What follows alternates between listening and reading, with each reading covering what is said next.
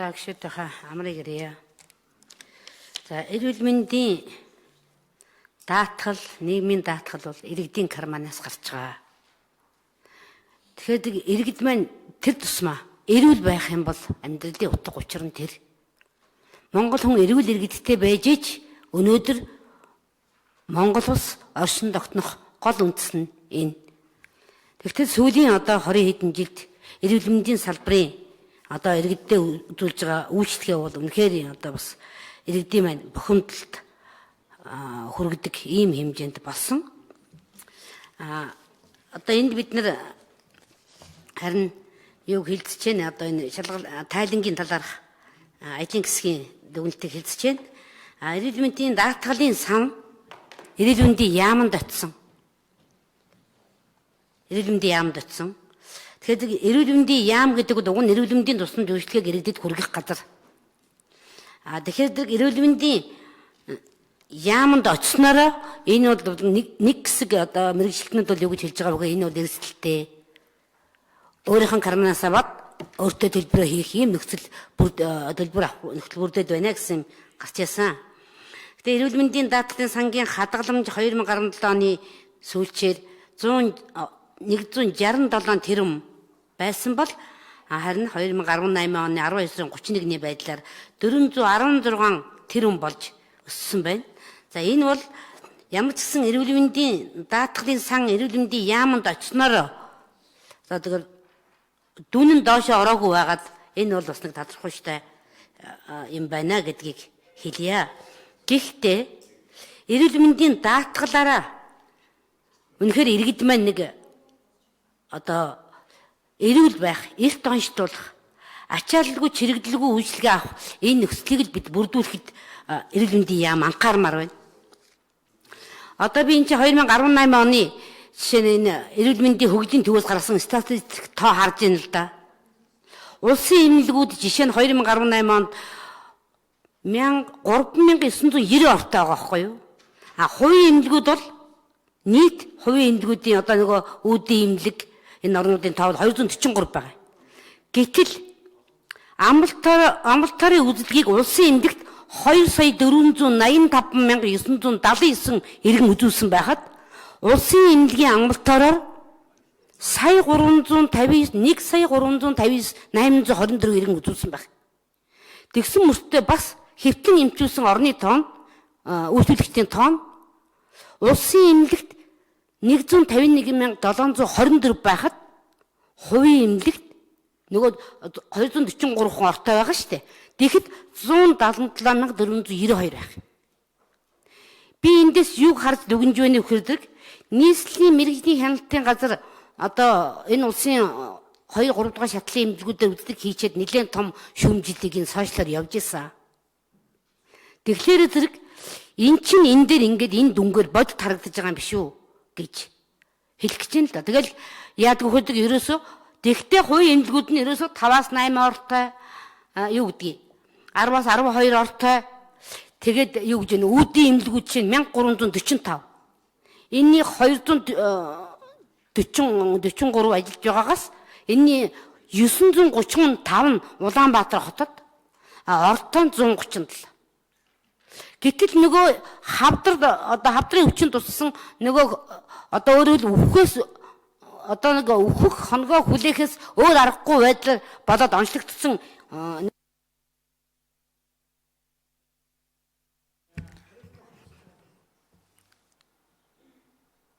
За бэлэгт гишүүний асуулт гэж ойлгоод асуултанд хариулах. За Сангал Сайдвар.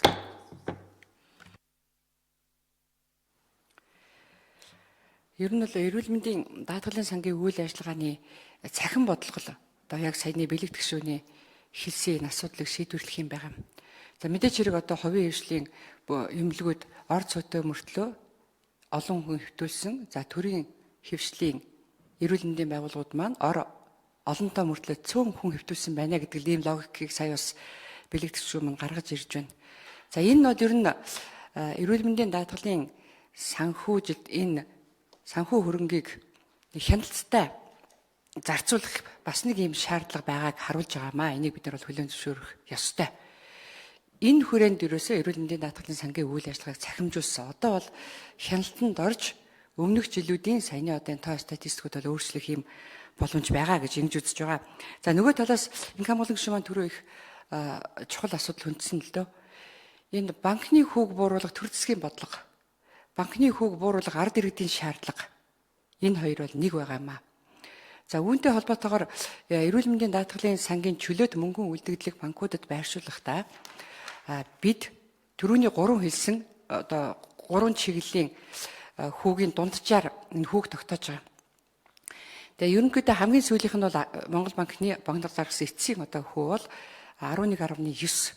Тийм учраас бид нар бол ерөөсөө 12-оос доош мөнгө огт байршуулаагүй. Ажлын хэсгийн төвшөнд энэ ялгууртай байдлуудыг чиглэх хэрэгтэй гэж байгаа учраас бид нар нийгмийн даатгалынхтай ойртуулад 14 болгож байгаа. За ингээд 14 болгоод ирэхээр зэрэг банкудтай асуудал үүсч эхэлж байгаамаа. Банкуд бол одоо хөө өндөр байна гэд хэд нөгөө банкудад байршуулсан чөлөөт үлдэгдлийн манд хугацаа дуусах үед гэрээгээ өргөжлүүлэхгүй гэдэг асуудал тавьж байгаа.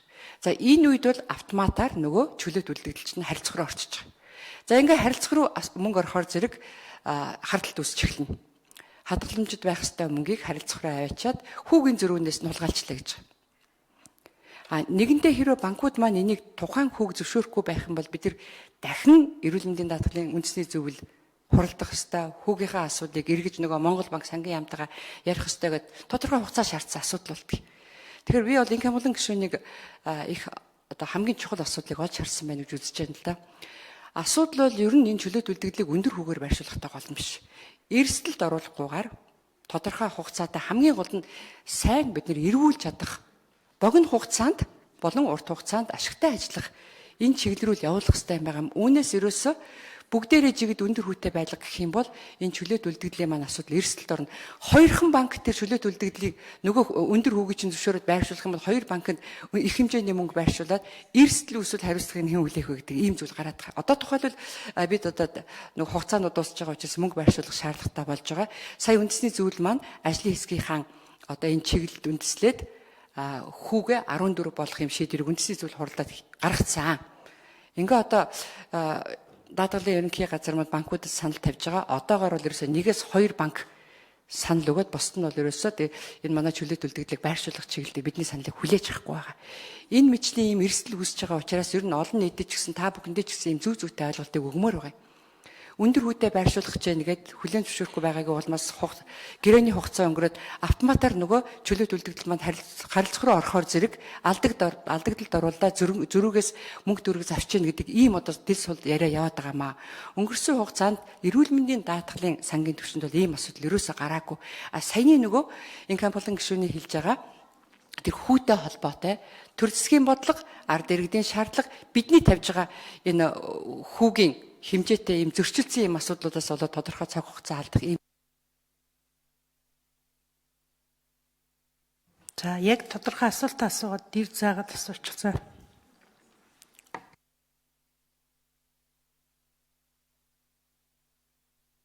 Бэлэг тгшүүний микрофоныг өгье. За 2015 онд шинжилэн батлагдсан эрүүл мэндийн даатгалын тухай хууль байгаа. За энэ хууль бол уг нь иргэдэд их өгөөжтэй одоо тийм сайн заалтууд энэ төр олон бий.